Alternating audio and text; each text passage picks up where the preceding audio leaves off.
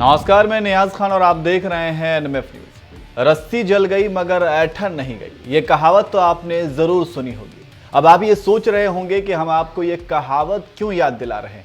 दरअसल वर्तमान परिदृश्य में यह कहावत पाकिस्तान पर बिल्कुल फिट बैठती है। पाकिस्तान फालतू की अपनी सस्ती अकड़ दिखाने से बाज नहीं आता। विश्व समुदाय में वैसे भी इसकी कोई इज्जत नहीं है।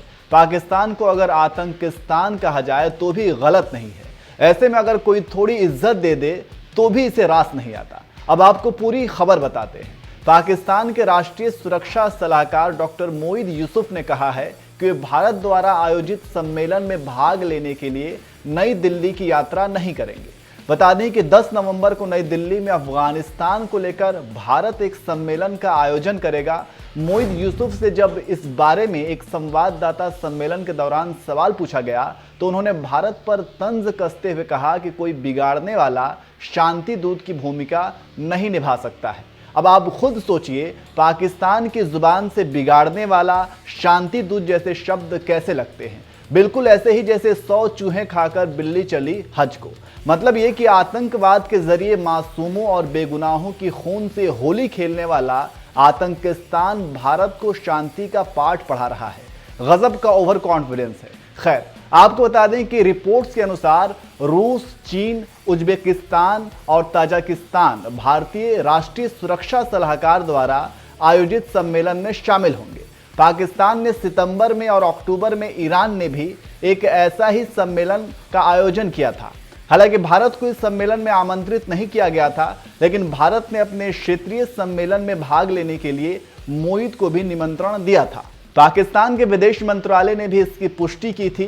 इससे पहले एक समाचार ब्रीफिंग में पाकिस्तान के विदेश कार्यालय के प्रवक्ता असीम इफ्तिखार ने कहा था कि भारत नई दिल्ली में आगामी सम्मेलन के जरिए अफगानिस्तान में अपनी प्रासंगिकता तलाशने की कोशिश कर रहा है।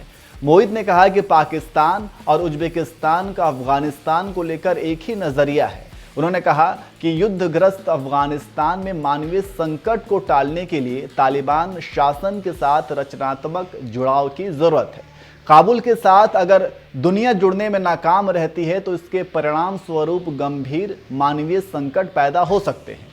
मोईद के अनुसार पिछले 4 दशकों से अफगानिस्तान में चल रहे युद्ध ने पाकिस्तान को भी सीधा नुकसान पहुंचाया है। उन्होंने कहा कि अफगानिस्तान में युद्ध के चलते पाकिस्तान के 80,000 लोगों की जानें गई हैं। इसके अलावा पाकिस्तान की अर्थव्यवस्था को 150 बिलियन डॉलर्स का नुकसान भी हुआ है।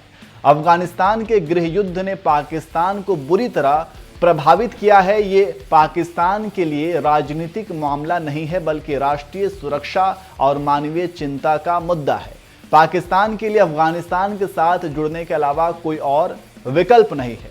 पाकिस्तान चाहता है कि काबुल में तालिबान शासन का समर्थन किया जाए ताकि आम अफगानियों को सुविधा हो सके। मोईद ने आगे कहा कि पाकिस्तान भू आर्थिक विजन पर केंद्रित है। उन्होंने कहा कि पाकिस्तान पहले सेंट्रल एशियाई देशों के साथ जुड़ने में असमर्थ था, लेकिन ये देश खास तौर पर उज्बेकिस्तान पाकिस्तान के विजन को पूरा करने के लिए महत्वपूर्ण साझेदार है।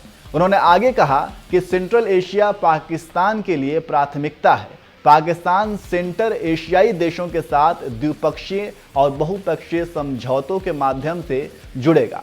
मोईद ने आगे कहा कि इस क्षेत्र को भारत के व्यवहार के बारे में चिंतित होना चाहिए, क्योंकि भारत का व्यवहार क्षेत्रीय एकता को नुकसान पहुंचा सकता है।